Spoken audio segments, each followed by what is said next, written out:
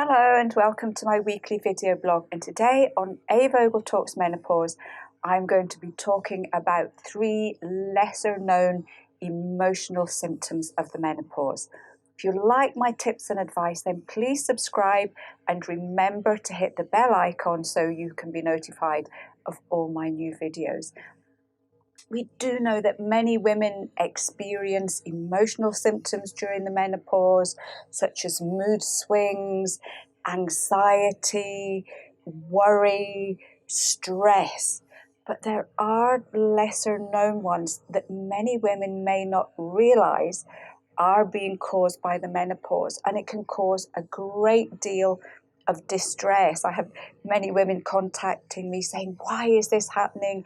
I don't understand. And when we look at everything that's going on, you can see that it's part and parcel of the menopause. So today I'm going to look at 3 of the lesser known symptoms, what can cause them, and what you can do to help yourself. So number 1 is intrusive thoughts. This is quite a difficult one to pinpoint because it covers a whole load of situations. It can be unwanted thoughts just popping into your head. It can be impulses. You suddenly want to do something that you think is maybe out of character. It can be mental images that suddenly pop up that start to cause you anxiety and stress. It can be fear issues. It could be fear of you doing something inappropriate or embarrassing. It could be fear of illnesses. It could also be flashbacks from situations that maybe happened in your long distant past that you want to not deal with again.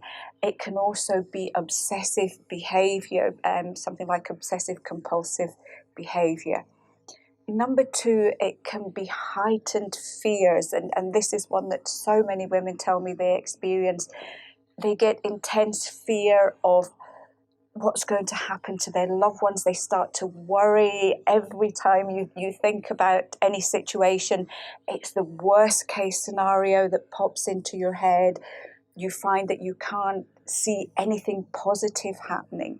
So it can be anything to do with our family.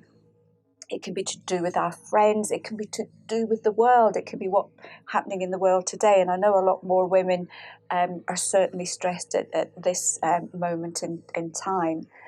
It could be phobias. So it may well be that you had a slight fear of spiders, or going to new places, or fear of flying, or fear of failure. And these things suddenly become heightened. You become much more fearful and jumpy of things that in the past you could maybe have coped with. Could also be new fears, and I know a lot of women have said to me that they start to fear driving. They find that they just can't cope. They get terrified when they're in really busy traffic or on motorways. It could be fear of meeting new people, of being in social settings. You just think you don't want to go out, you don't want to meet people, you don't want to socialize. It could be fear of new things that you've never done before, or maybe even things like you used to go to the same place on holiday every year, and now you feel that you don't want to travel, you don't want to step out of your own particular environment. You may also find that you start to get much more fearful about your job, your capabilities, and your ability to do the job that maybe you've done for many years with plenty of confidence. Number 3 is loss of humour. This again is quite a strange one, but I think all of us at some point maybe just get fed up of people who tend to joke all the time. You may find that you no longer find a certain person's jokes funny anymore. You might get really irritable about their personality, about their jocularity. You may be more sensitive to sarcastic humour too. A lot of women tell me that people can say things and they take completely the wrong angle of it. They start to get very upset, and They think that that person is maybe having it in for them when in fact they mean no such thing at all. So we can get much more sensitive to comments from other people. We can also find that we don't find things fun anymore. Maybe you'd go out with a group of people and have a great night, and one time you just sit there and think, why am I here? The people are annoying me. I don't find any of this good fun. I just want to go home and be on my own. So what can cause these situations is mainly our hormones. Estrogen is our happy hormone. It's almost like a really gentle antidepressant. When we've got plenty of estrogen, it keeps our mood up, it keeps our mood level, and it keeps us feeling happy. When our estrogen starts to fall, that benefit of estrogen goes, and we can become much more susceptible to any kind of negative thought at all, be it a big one or even just a tiny little thought. It could be poor sleep. We know so many women have problems sleeping in the menopause, and you only need to have one or two bad nights and your mood will dip quite substantially the next day. So if you're getting continual bad sleep, it's no wonder you feel low and down and just quite unhappy. It could be not eating well. Your nutritional needs go sky high during the menopause. You need more of absolutely everything. And if you're not eating, if you're skipping meals, then this is going to have a big impact on your mood, certainly one way or another. It could be to do with blood sugar levels. Again, if you're not eating the right foods or you're not eating regularly, your blood sugar can dip very, very quickly, and that can then trigger a sudden dip in your mood. So if you find that you're reasonably stable during the day, but suddenly at a certain time of the day your mood just hits rock bottom, then very often it's just the fact that you've not eaten enough at the right time. So just go over your diet and see if you can stabilize things that way. It could also be due to bottling up your feelings. One of the things I found is that the menopause is such a strange experience to go through. It can be very difficult to voice how you feel because you don't understand it yourself. So if you don't understand it, how can you explain what you feel to your nearest and dearest?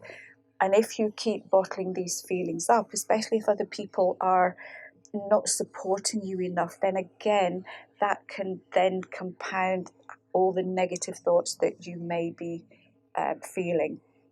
Dehydration, this is a big one too, because if you're dehydrated, your brain needs a lot of water in order to function well, and if you're dehydrated, that will affect brain function, which can have a knock-on effect on your mood very, very quickly. So what can you do in these situations? One of the nice herbs to use is called St. John's wort. It's known to help with low mood and anxiety. The only thing I would say with this one is there are contraindications with other prescribed medication. So this is one, if you want to try it, you do need to double check before you start taking, as it may interfere with certain medications that you may be on. It also takes maybe 3 weeks to kick in, so it's not one that's going to make you feel better instantly, but certainly it's a nice one that I tend to recommend quite a lot during the menopause. You could look at other calming herbs such as valerian and passiflora. Magnesium, absolutely vital for brain function and mood. So remember to take a magnesium supplement on a daily basis. Remember your water. The other thing here is that if these thoughts, if any of these emotional situations are impacting on your life, if you feel that you can't cope with them, if you can't pick yourself up, please, please, please seek some professional advice. There is no reason for anybody to be suffering emotionally during the menopause. these things can be sorted. You can look at self-treatments, you can look at things like NLP, you can look at CBT, you can look at EFT. These are all scenarios that you can learn to do yourself for self-treatment to help you, and they can be very helpful and very supporting. If you find that these things don't work, or you feel that you're really struggling, then please speak to your doctor. There is no shame in going to ask for help during the menopause to help you through this particular phase. So I hope this has helped you. If any of you have experienced anything similar and you've managed to help yourself, then please share, because we would love to know. And until then, I will see you next week for another edition of A. Vogel Talks Menopause.